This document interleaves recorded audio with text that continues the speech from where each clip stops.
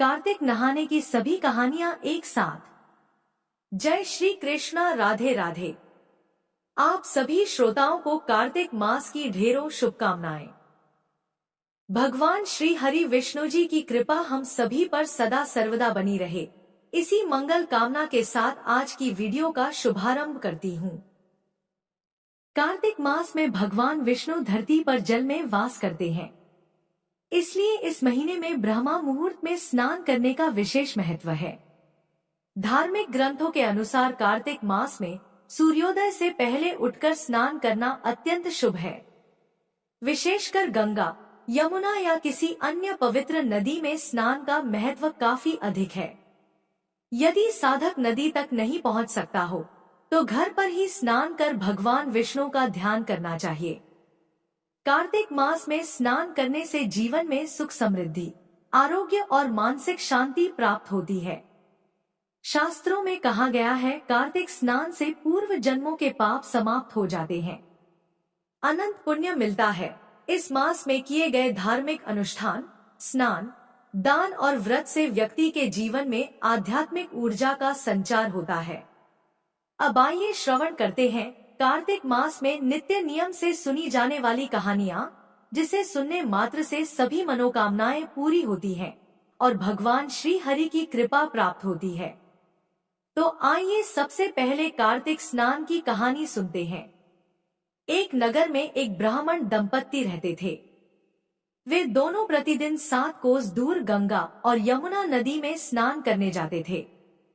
इतनी दूर आने जाने से ब्राह्मण की पत्नी थक जाती थी। एक दिन उसने अपने पति से कहा कि हमारा एक पुत्र होता तो कितना अच्छा रहता। बेटे की बहू आती तो हमें घर वापस जाने पर खाना बना हुआ मिलता और बहू घर का काम भी कर देती। अपनी पत्नी की बात सुनकर ब्राह्मण ने कहा कि तूने बात तो सही कही है, चल मैं तेरे लिए बहू ला ही देता हूँ। ब्राह्मण ने कहा कि एक पोटली में आटा डालकर कुछ मोहरे रख दे। ब्राह्मण के कहे अनुसार उसने पोटली बांधकर दे दी। पोटली लेकर ब्राह्मण चला गया। ब्राह्मण सफर के दौरान यमुना के किनारे पहुंचा। वहां पर उसे बहुत ही सुंदर लड़कियां दिखाई दी। वे रेत में घर बनाकर खेल रही थी। उनमें से एक लड़की ने कहा कि मैं अपना घर नहीं बिगाड़ूंगी, मुझे तो रहने के लिए ये घर चाहिए। लड़की की बात सुनकर ब्राह्मण मन ही मन सोचने लगा कि बहू बनाने के लिए यही लड़की उचित है। जब वह लड़की जाने लगी तो ब्राह्मण भी उसके पीछे पीछे उसके घर तक चला गया। वहां जाकर ब्राह्मण ने उस लड़की से कहा, बेटी, कार्तिक मास चल रहा है, इसलिए मैं किसी के घर खाना नहीं खाता। मैं अपने साथ आटा लेकर आया हूँ। तुम अपनी माता से पूछो कि क्या वह मेरे लिए आटा छानकर 4 रोटी बना देगी। यदि वह मेरा आटा छानकर रोटी बनाएगी तो मैं वह रोटी खा लूंगा। लड़की ने जाकर अपनी माँ को ये सारी बात बताई। माँ ने कहा, उचित है, जाकर ब्राह्मण देव से कह दो कि वह अपना आटा दे दे, मैं रोटी बना दूंगी। जब वह आटा छानने लगी तो आटे में से मोहरे निकली। वह नहीं मन सोचने लगी कि जिसके आटे में इतनी मोहरे हैं, उसके घर में कितनी मोहरे होंगी। जब ब्राह्मण खाना खाने बैठा तो लड़की की माँ ने उस ब्राह्मण से पूछा, क्या आपका कोई लड़का है और क्या आप उस लड़के की सगाई करने जा रहे हो। यह सुनकर ब्राह्मण ने कहा कि मेरा लड़का तो काशी पढ़ने गया हुआ है, लेकिन यदि तुम कहो तो खांड कटोरे से विवाह करके तेरी बेटी को अपने साथ ले जाऊं। लड़की की माँ ने कहा, ठीक है ब्राह्मण देव। इस पर लड़की की माँ ने लड़की की खांड कटोरे से शादी करके ब्राह्मण के साथ भेज दिया। ब्राह्मण ने घर आकर कहा, रामू की माँ, दरवाजा खोलकर देख, मैं तेरे लिए बहू लेकर आया हूँ। ब्राह्मण की पत्नी भीतर से ही बोली, हमारे तो कोई बेटा बेटी नहीं है, तो बहू कहाँ से लाए। दुनिया ताने मारती थी, अब आप भी मारने लगे। ब्राह्मण ने कहा, तू दरवाजा खोलकर तो देख। जब ब्राह्मणी ने दरवाजा खोला तो सामने बहू को खड़ी देखा। उसने बहू का स्वागत किया और आदर सत्कार से अंदर ले गई। अब जब ब्राह्मण अपनी पत्नी के साथ नदी स्नान करने जाता तो पीछे से बहू घर का सारा काम करके और खाना बनाकर रखती थी। वह उनके कपड़े धोती और रात को हाथ पैर भी दबाती थी। इस तरह बहुत दिन बीत गए। ब्राह्मणी ने अपनी बहू से कहा कि बहू कभी भी चूल्हे की आग मत बुझने देना और मटके का पानी खत्म मत होने देना। परंतु एक दिन दुर्भाग्यवश चूल्हे की आग बुझ गई। यह देखकर बहू घबरा गई और भागी भागी अपनी पड़ोसन के पास गई और कहा कि मेरे चूल्हे की आग बुझ गई है, मुझे थोड़ी सी आग चाहिए। मेरे सास ससुर सुबह 5 बजे से गए हुए हैं, वह थके हुए घर आएंगे, इसलिए मुझे उनके लिए खाना बनाना है। यह सुनकर पड़ोसन ने कहा कि तू तो बावली है, तुझे यह दोनों मिलकर पागल बना रहे हैं, क्योंकि इनके कोई पुत्र नहीं है, ये दोनों तो निसंतान है। बहू ने कहा नहीं, ऐसा मत बोलो, इनका बेटा तो बनारस काशी में पढ़ने गया हुआ है। इस पर पड़ोसन ने कहा कि यह तुझे झूठ बोल कर लाए हैं, मेरी बात सच मान, इनके कोई बेटा नहीं है। अब बहू पड़ोसन की बातों में आ गई और कहने लगी कि अब आप ही बताओ मैं क्या करूं। पड़ोसन ने कहा कि करना क्या है, जब तुम्हारे सास ससुर आए तो जली हुई रोटियां बना कर देना और बिना नमक की दाल बना कर देना। खीर की कड़छी दाल में और दाल की कड़छी खीर में डाल देना। पड़ोसन ने उसे अच्छे से सिखा पढ़ा दिया। फिर जब उसके सास ससुर घर आए तो उसने न तो उनका आदर सत्कार किया, न ही उनके कपड़े धोए। जब उसने सास ससुर को खाना दिया तो सास बोली, बहू आज यह रोटियां जली हुई क्यों है और दाल भी अलुनी है। तब बहू ने पलटकर कहा कि एक दिन ऐसा खाना खा लोगे तो कुछ बिगड़ नहीं जाएगा तुम्हारा। सास ससुर को खरी खोटी सुनाकर वह फिर से पड़ोसन के पास गई और बोली कि अब आगे क्या करना है। पड़ोसन ने कहा कि अब तुम सातों कोठों की चाबी मांग लेना।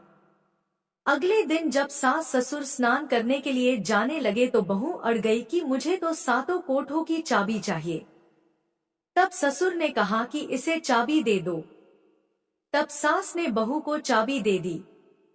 सास ससुर के जाने के बाद जब बहू ने दरवाजे खोले तो देखा कि किसी में अन्न भरा है तो किसी में धन भरा है और किसी कोठे में बर्तन पड़े हैं। जब उसने सबसे ऊपर का 7वां कोठा खोला तो देखा कि शिवजी, पार्वती माता, गणेश जी, लक्ष्मी माता जी, पीपल पटवारी, कार्तिक के ठाकुर, राई दामोदर, तुलसी जी का बिड़वा, गंगा यमुना और 33 कोटि देवी देवता विराजमान है। वहीं पर एक लड़का चंदन की चौकी पर बैठा माला जप रहा है। यह सब देखकर उसने लड़के से पूछा कि तुम कौन हो। तब लड़का बोला कि मैं तेरा पति हूँ, अभी दरवाजा बंद कर दे। जब मेरे माता पिता आएंगे तब दरवाजा खोलना। यह सब देखकर बहू बहुत खुश हुई और 16 श्रृंगार कर सुंदर वस्त्र पहनकर अपने सास ससुर का इंतजार करने लगी। उसने अपने सास ससुर के लिए अच्छे अच्छे पकवान बनाए। जब उसके सास ससुर घर पर आए तो उसने उनका आदर सत्कार किया और प्रेम पूर्वक खाना खिलाया और हाथ पैर दबाने लगी। पैर दबाते दबाते बहू ने कहा कि सासू माँ, आप इतनी दूर गंगा यमुना स्नान करने के लिए जाती हो तो आप थक जाती हो, इसलिए आप घर पर ही स्नान क्यों नहीं करती हो। यह सुनकर सास कहने लगी कि बेटी, गंगा यमुना घर पर तो नहीं बहती है। तब उसने कहा, हाँ माँ जी बहती है, चलो मैं आपको दिखाती हूँ। जब बहू ने 7वां कोठा खोलकर दिखाया तो उसमें शिवजी, पार्वती जी, गणेश जी, लक्ष्मी जी, पीपल पटवारी, कार्तिक के ठाकुर, राई दामोदर, तुलसी जी का बिड़वा, गंगा यमुना बह रही हैं और 33 कोटि देवी देवता विराजमान है। वहीं चौकी पर बैठा एक लड़का माला जप रहा है। माँ ने उसे देखकर कहा कि बेटा तू कौन है। लड़का बोला, माँ मैं तेरा बेटा हूँ। तब ब्राह्मणी ने पूछा कि तू कहाँ से आया है। लड़के ने जवाब दिया कि मुझे कार्तिक देव ने भेजा है। माँ ने कहा, बेटा यह संसार कैसे मानेगा कि तू मेरा बेटा है। तब माँ ने कुछ विद्वान पंडितों से मदद मांगी।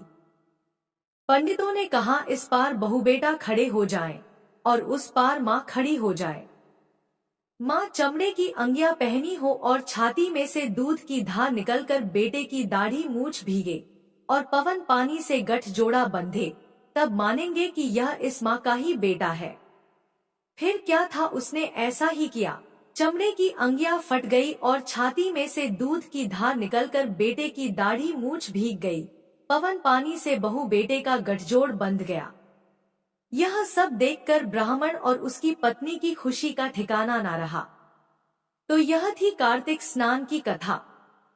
हे कार्तिक के ठाकुर, आपने जैसे ब्राह्मण और ब्राह्मणी को बहू बेटा दिया वैसे सबको देना।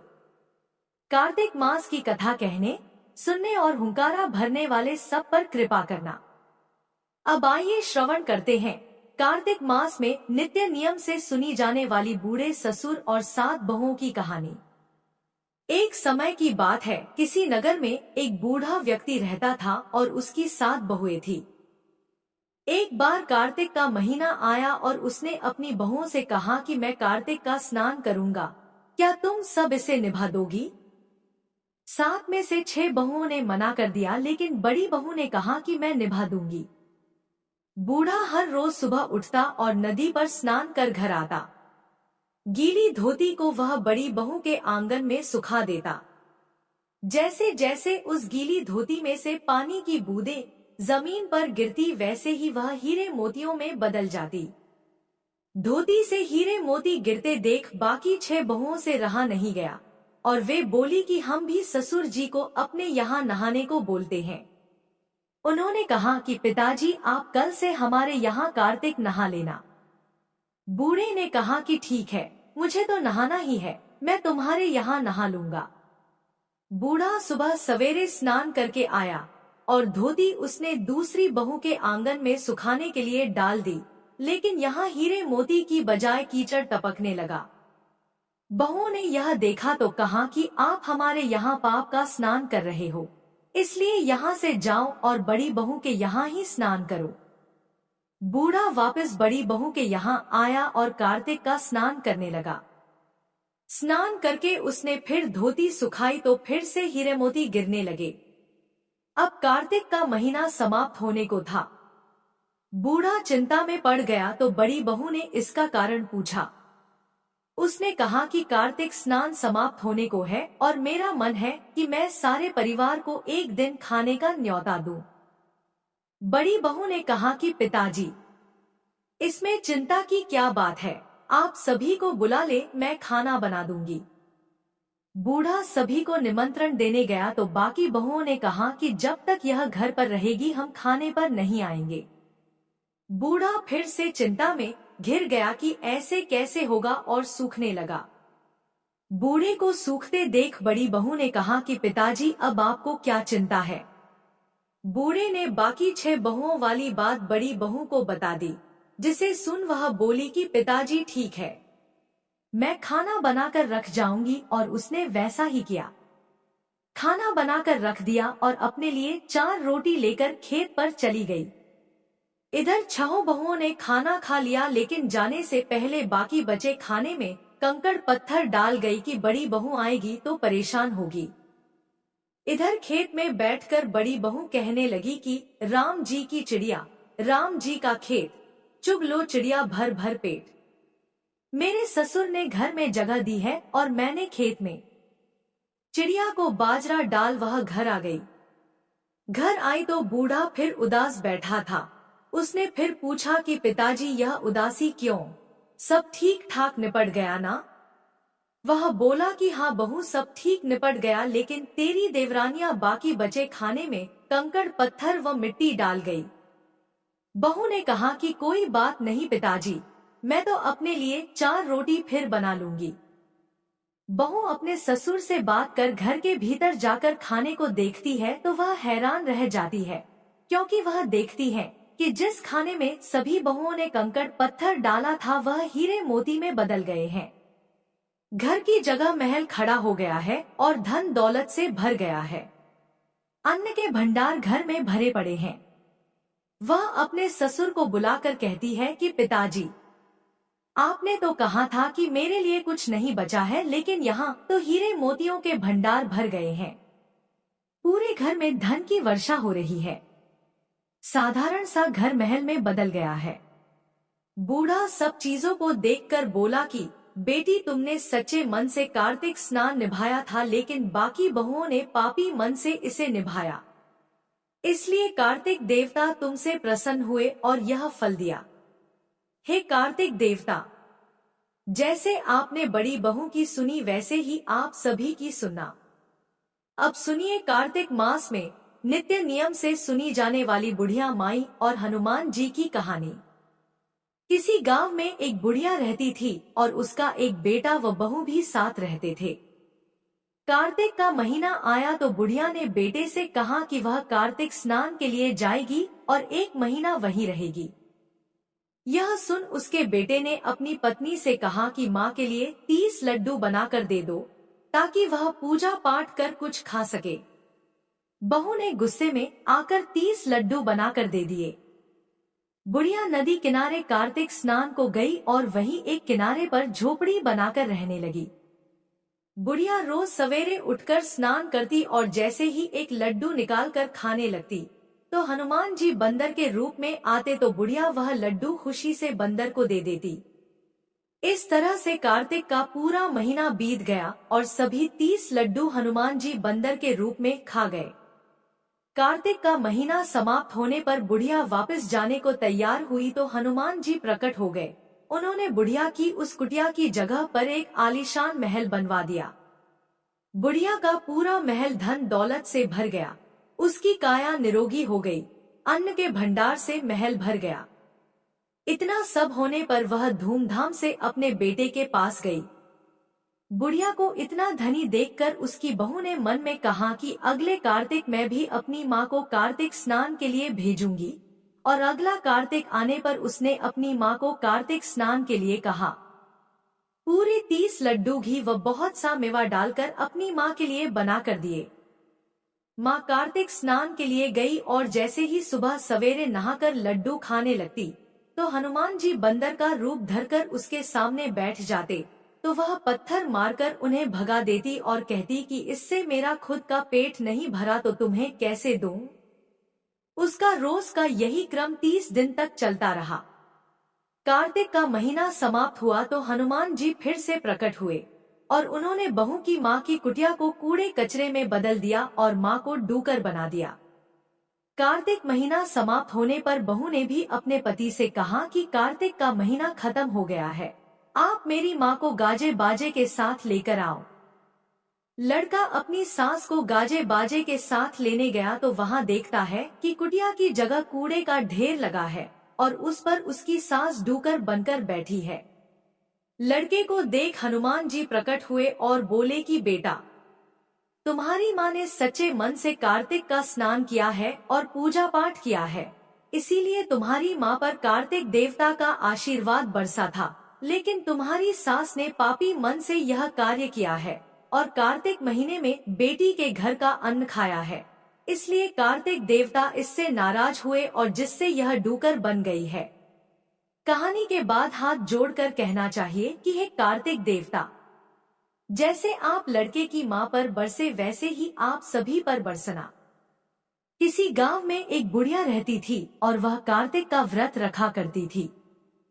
उसके व्रत खोलने के समय कृष्ण भगवान आते और एक कटोरा खिचड़ी का रख कर चले जाते थे। बुढ़िया के पड़ोस में एक औरत रहती थी।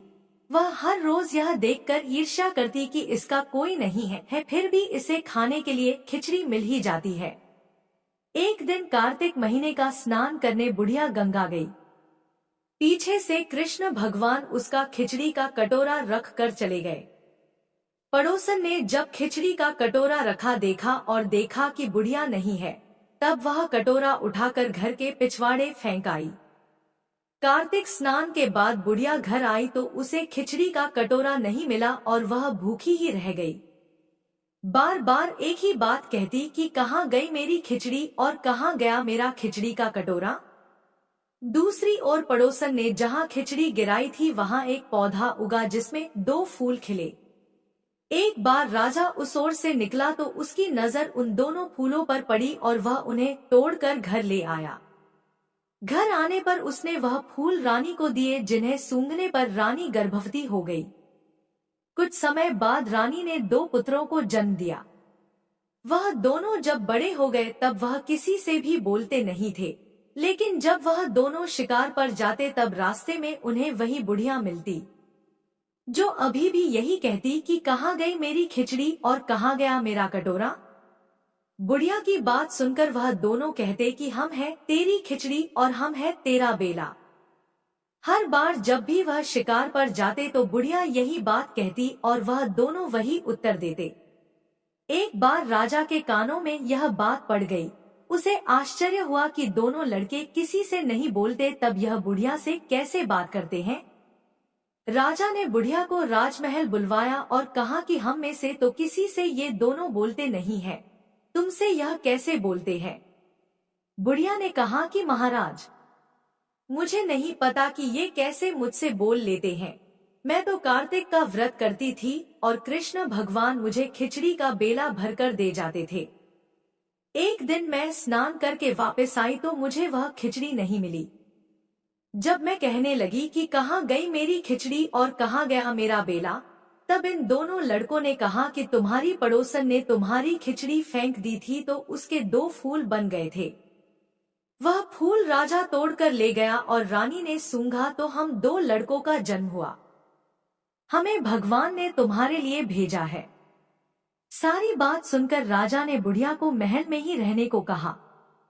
हे कार्तिक महाराज, जैसे आपने बुढ़िया की बात सुनी वैसे ही आपका व्रत करने वालों की भी सुनना। अब आइए श्रवण करते हैं कार्तिक मास में नित्य नियम से सुनी जाने वाली पीपल पटवारी की कथा।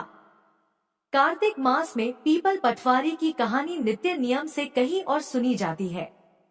स्नान और पूजा करने के बाद पीपल पटवारी की कथा सुनने से अपार पुण्य मिलता है। कार्तिक मास में स्नान, ध्यान और पूजा पाठ का विशेष महत्व होता है। आज के दिन इस कथा को सुनने से सभी पापों का नाश होता है और भगवान विष्णु की कृपा प्राप्त होती है। किसी गांव में एक गुजरी रहा करती थी। वो दूध दही बेचकर अपने परिवार का पालन पोषण करती थी। एक दिन उसने अपनी बहू को बुलाकर कहा कि बहू जा, आज तू यह दूध दही बेच कर आ। बहू दूध दही बेचने गई तो रास्ते में उसने देखा कि कार्तिक मास में महिलाएं पीपल सींचने आई हुई हैं। वो उन्हें देखकर बैठ गई और उन महिलाओं से पूछने लगी कि तुम लोग यह क्या कर रही हो। उन औरतों ने कहा कि हम पीपल महादेव की पटवारी सींच रहे हैं। बहू ने फिर पूछा कि अच्छा, ऐसा करने से क्या होता है। तब औरतों ने बताया कि ऐसा करने से अन्न धन की प्राप्ति होती है। अगर किसी का पति वर्षों से बिछड़ा हुआ है तब वह मिल जाता है। औरतों की सारी बात सुनकर वह गुजरी की बहू बोली कि तुम तो पानी से सींच रही हो, मैं तो दूध दही से सींचूंगी। अब गुजरी की बहू हर रोज आती और सारे दूध दही से पीपल की पटवारी को सींच जाती। उसकी सास उससे वापस लौटने पर हर रोज पैसों के बारे में पूछती तो बहू कह देती थी कि माजी कार्तिक का महीना समाप्त होने दो, तब मैं सारे पैसे लाकर दे दूंगी। कार्तिक का महीना पूरा होने पर पूर्णिमा आ गई। तब वह गुजरी की बहू पीपल की पटवारी के पास धरना देकर बैठ गई। पीपल ने उससे पूछा कि तू यहाँ पर क्यों बैठी हुई है। तब गुजरी की बहू बोली कि मेरी सास दूध दही के पैसे आज मांगने वाली है, लेकिन मैंने तो पूरे महीने पीपल के पेड़ को दूध और दही से सींचा है, इसलिए अब मुझे पैसे चाहिए। पीपल ने कहा मेरे पास पैसे नहीं है, यह भाटे डंडे पत्ते और पान पड़े हैं, यह सब ले जा और गुल्लक में ले जाकर रख देना। बहू घर पहुंची और उसने वैसा ही किया जैसे पीपल देव ने कहा था। घर जाने पर सास ने पूछा कि बहू बता पैसे लाई या नहीं। बहू कहने लगी माजी लाई हूँ और मैंने गुल्लक में रख भी दिए हैं। सास ने गुल्लक खोलकर देखा तो उसकी आंखें खुली की खुली रह गई। गुल्लक में हीरे मोती जगमगा रहे थे, सारे सूखे पत्ते धन में बदल गए थे, जिन्हें देखकर सास कहने लगी अरे बहू, इतना धन कहाँ से लाई है। बहू सीधी साधी थी, उसने अपनी सास को सारी बातें सच सच बता दी कि उसने तो दूध दही से पीपल की पटवारी सींच दी थी और पैसे मांगने पर पीपल ने पत्ते डंडे और भाटे दे दिए थे और वह गुल्लक में रखने से हीरे मोती बन गए। अब बहू की बात सुनकर सास बोली कि बहू, तब तो मैं भी पीपल की पटवारी सींचने जाऊंगी। अब सास दूध दही तो बेच आती, उसके बाद दूध दही की हांडी धोकर पीपल की पटवारी में रखाती थी। घर आकर वह अपनी बहू से कहती कि बहू चल तू मुझसे पैसे मांग। बहू कहती कि मान जी। कभी बहू भी सास से पैसे मांगती है क्या? फिर सास के बार बार कहने पर आखिरकार बहू ने सास को पैसे लाने के लिए कहा, तो सास एक दिन पीपल के पास धरना देकर बैठ गई।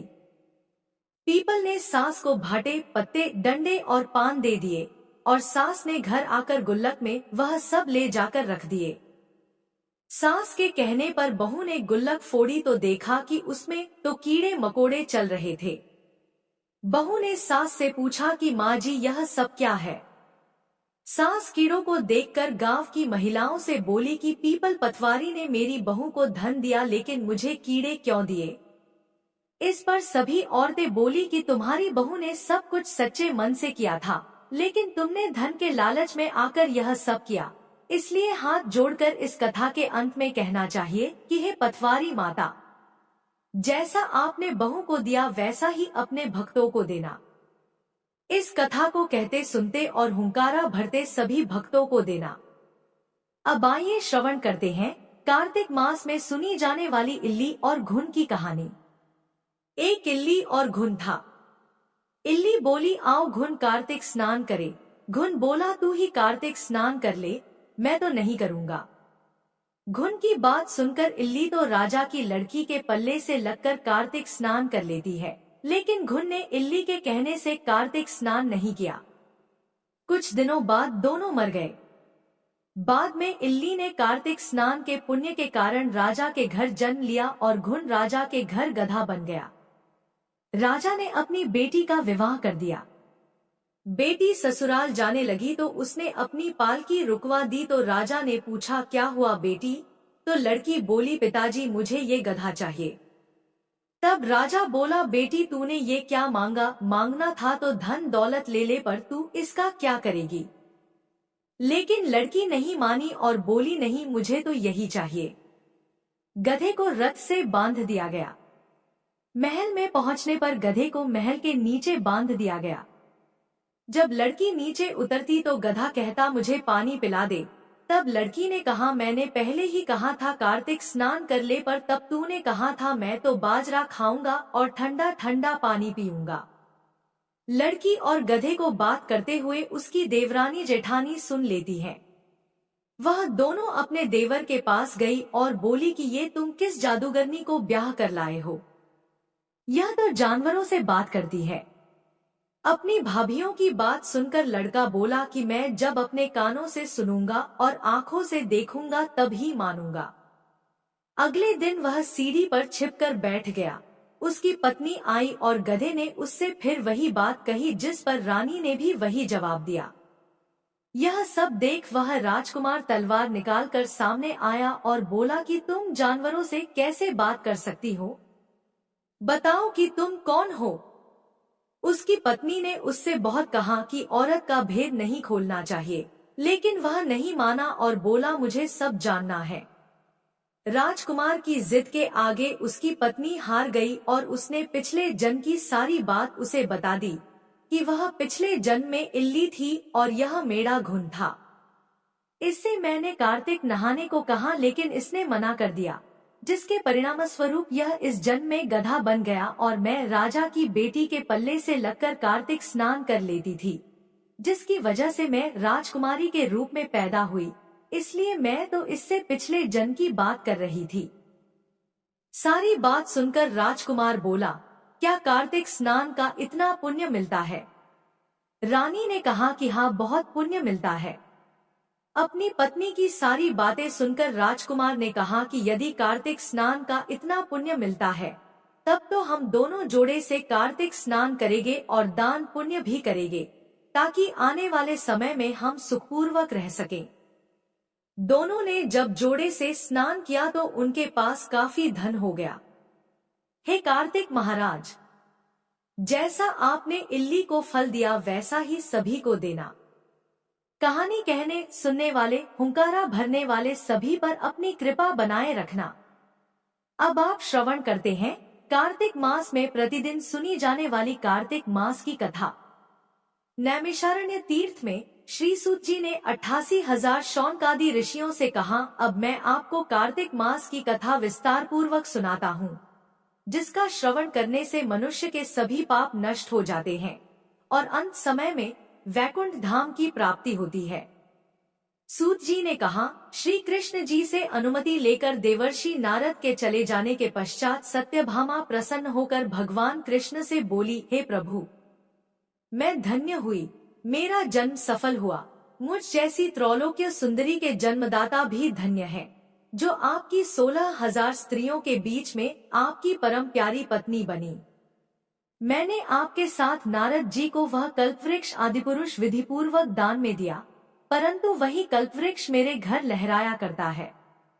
यह बात मृत्युलोक में किसी स्त्री को ज्ञात नहीं है। हे त्रिलोकीनाथ, मैं आपसे कुछ पूछने की इच्छुक हूँ। आप मुझे कृपया कार्तिक महात्म्य की कथा विस्तार पूर्वक सुनाइए, जिसको सुनकर मेरा हित हो और जिसके करने से कल्प पर्यंत भी आप मुझसे विमुख न हो। सूत जी आगे बोले, सत्यभामा के ऐसे वचन सुनकर श्री कृष्ण ने हंसते हुए सत्यभामा का हाथ पकड़ा और अपने सेवकों को वहीं रुकने के लिए कहकर विलासयुक्त अपनी पत्नी को कल्पवृक्ष के नीचे ले गए। फिर हंसकर बोले, हे प्रिय, 16,000 रानियों में से तुम मुझे प्राणों के समान प्यारी हो। तुम्हारे लिए मैंने इंद्र एवं देवताओं से विरोध किया था। हे कांते, जो बात तुमने मुझसे पूछी है उसे सुनो। एक दिन मैंने तुम्हारी इच्छा पूर्ति के लिए गरुड़ पर सवार होकर इंद्रलोक जाकर कल्पवृक्ष मांगा। इंद्र द्वारा मना किए जाने पर इंद्र एवं गरुड़ में घोर संग्राम हुआ और गौलोक में भी गरुड़ जी गौ से युद्ध किया। गरुड़ की चोंच से उनके कान एवं पूंछ कटकर गिरने लगे, जिससे 3 वस्तुएं उत्पन्न हुई। कान से तंबाकू, पूंछ से गोभी और रक्त से मेहंदी बनी। इन तीनों का प्रयोग करने वाले को मोक्ष नहीं मिलता। तब गौ ने भी क्रोधित होकर गरुड़ पर वार किया, जिससे उनके 3 पंख टूटकर गिर गए। इनके पहले पंख से नीलकंठ, दूसरे से मोर और तीसरे से चकवाचकवी उत्पन्न हुए। हे प्रिय, इन तीनों का दर्शन करने मात्र से ही शुभ फल प्राप्त हो जाता है। यह सुनकर सत्यभामा ने कहा, हे प्रभु, कृपया मुझे मेरे पूर्व जन्मों के विषय में बताइए कि मैंने पूर्व जन्म में कौन कौन से दान, व्रत व जप नहीं किए हैं। मेरा स्वभाव कैसा था, मेरे जन्मदाता कौन थे और मुझे मृत्युलोक में जन्म क्यों लेना पड़ा। मैंने कौन सा पुण्य कर्म किया था जिससे मैं आपकी अर्धांगिनी हुई। श्री कृष्ण ने कहा, हे प्रिय, अब मैं तुम्हारे द्वारा पूर्व जन्म में किए गए पुण्य कर्मों को विस्तार पूर्वक कहता हूँ, उसे सुनो। पूर्व समय में सतयुग के अंत में मायापुरी में अत्रिगोत्र में वेदांत का ज्ञाता देव शर्मा नामक एक ब्राह्मण निवास करता था। वह प्रतिदिन अतिथियों की सेवा, हवन और सूर्य भगवान का पूजन किया करता था। वह सूर्य के समान तेजस्वी था। वृद्धावस्था में उसे गुणवती नामक कन्या की प्राप्ति हुई। उस पुत्रहीन ब्राह्मण ने अपनी कन्या का विवाह अपने ही चंद्र नामक शिष्य के साथ कर दिया। वह चंद्र को अपने पुत्र के समान मानता था और चंद्र भी उसे अपने पिता की भांति सम्मान देता था। एक दिन वे दोनों कुश व समिधा लेने के लिए जंगल में गए। जब वे हिमालय की तलहटी में भ्रमण कर रहे थे, तब उन्हें एक राक्षस आता हुआ दिखाई दिया। उस राक्षस को देखकर भय के कारण उनके अंग शिथिल हो गए और वे वहां से भागने में भी असमर्थ हो गए। तब उस काल के समान राक्षस ने उन दोनों को मार डाला। चूंकि वे धर्मात्मा थे, इसलिए मेरे पार्षद उन्हें मेरे वैकुंठ धाम में मेरे पास ले आए। उन दोनों द्वारा आजीवन सूर्य भगवान की पूजा किए जाने के कारण मैं दोनों पर अति प्रसन्न हुआ। गणेश जी, शिव जी, सूर्य व देवी, इन सब की पूजा करने वाले मनुष्य को स्वर्ग की प्राप्ति होती है। मैं एक होता हुआ भी काल और कर्मों के भेद से 5 प्रकार का होता हूँ। जैसे एक देवदत्त, पिता, भ्राता आदि नामों से पुकारा जाता है। जब वे दोनों विमान पर आरूढ़ होकर सूर्य के समान तेजस्वी, रूपवान, चंदन की माला धारण किए हुए मेरे भवन में आए तो वे दिव्य भोगों को भोगने लगे। सत्यभामा ने कहा, हे प्रभु, आप तो सभी काल में व्यापक हैं और सभी काल आपके आगे एक समान है। फिर यह कार्तिक मास ही सभी मासों में श्रेष्ठ क्यों है? आप सब तिथियों में एकादशी और सभी मासों में कार्तिक मास को ही अपना प्रिय क्यों कहते हैं? इसका कारण बताइए। भगवान श्री कृष्ण ने कहा, हे भामिनी, तुमने बहुत अच्छा प्रश्न किया है। मैं तुम्हें इसका उत्तर देता हूँ, ध्यानपूर्वक सुनो। इसी प्रकार एक बार महाराज बेन के पुत्र राजा पृथु ने प्रश्न के उत्तर में देवर्षि नारद से प्रश्न किया था और जिसका उत्तर देते हुए नारद जी ने उसे कार्तिक मास की महिमा बताते हुए कहा, हे राजन, एक समय शंख नाम का एक राक्षस बहुत बलवान एवं अत्याचारी हो गया था। उसके अत्याचारों से तीनों लोकों में त्राहि मच गई। उस शंखासुर ने स्वर्ग में निवास करने वाले देवताओं पर विजय प्राप्त कर इंद्रादि देवताओं एवं लोकपालों के अधिकारों को छीन लिया। उससे भयभीत होकर समस्त देवता अपने परिवार के सदस्यों के साथ सुमेरु पर्वत की गुफाओं में बहुत दिनों तक छिपे रहे। तत्पश्चात वे निश्चिंत होकर सुमेरु पर्वत की गुफाओं में ही रहने लगे। उधर जब शंखासुर को इस बात का पता चला कि देवता आनंद पूर्वक सुमेरु पर्वत की गुफाओं में निवास कर रहे हैं, तो उसने सोचा किसी कोई दिव्य शक्ति अवश्य है जिसके प्रभाव से अधिकारहीन यह देवता अभी भी बलवान है। सोचते सोचते वह इस निर्णय पर पहुंचा कि वेद मंत्रों के बल के कारण ही देवता बलवान हो रहे हैं। यदि इनसे वेद छीन लिए जाए तो वे बलहीन हो जाएंगे। सा विचार कर शंखासुर ब्रह्मा जी के सत्यलोक से शीघ्र ही वेदों को हर लाया। उसके द्वारा ले जाए जाते हुए भय से उसके चंगुल से निकल भागे और जल में समा गए। शंखासुर ने वेद मंत्रों तथा बीज मंत्रों को ढूंढते हुए सागर में प्रवेश किया, परंतु न तो उसको वेद मंत्र मिले और न ही बीज मंत्र। जब शंखासुर सागर से निराश होकर वापस लौटा तो उस समय ब्रह्मा जी पूजा की सामग्री लेकर सभी देवताओं के साथ भगवान विष्णु की शरण में पहुँचे और भगवान को गहरी निद्रा से जगाने के लिए गाने बजाने लगे और धूप गंध आदि से बारंबार उनका पूजन करने लगे। धूप, दीप, नैवेद्य आदि अर्पित किए जाने पर भगवान की निद्रा टूटी और वह देवताओं सहित ब्रह्मा जी को अपना पूजन करते हुए देखकर बहुत प्रसन्न हुए तथा कहने लगे, मैं आप लोगों के इस कीर्तन एवं मंगलाचरण से बहुत प्रसन्न हूँ। आप अपना अभीष्ट वरदान मांगिए, मैं अवश्य प्रदान करूँगा। जो मनुष्य आश्विन शुक्ल की एकादशी से देवोत्थान एकादशी तक ब्रह्म मुहूर्त में उठकर मेरी पूजा करेंगे, उन्हें तुम्हारी ही भांति मेरे प्रसन्न होने के कारण सुख की प्राप्ति होगी। आप लोग जो पाद्य, अर्घ्य, आचमन और जल आदि सामग्री मेरे लिए लाए हैं, वे अनंत गुणों वाली होकर आपका कल्याण करेगी। शंखासुर द्वारा हरे गए संपूर्ण वेद जल में स्थित हैं। मैं सागर पुत्र शंखासुर का वध करके उन वेदों को अभी लाए देता हूँ। आज से मंत्रबीज और वेदों सहित मैं प्रतिवर्ष कार्तिक मास में जल में विश्राम किया करूँगा। अब मैं मत्स्य का रूप धारण करके जल में जाता हूँ। तुम सब देवता भी मुनीश्वरों सहित मेरे साथ जल में आओ। इस कार्तिक मास में जो श्रेष्ठ मनुष्य प्रातः काल स्नान करते हैं, वे सब यज्ञ के अवभृत स्नान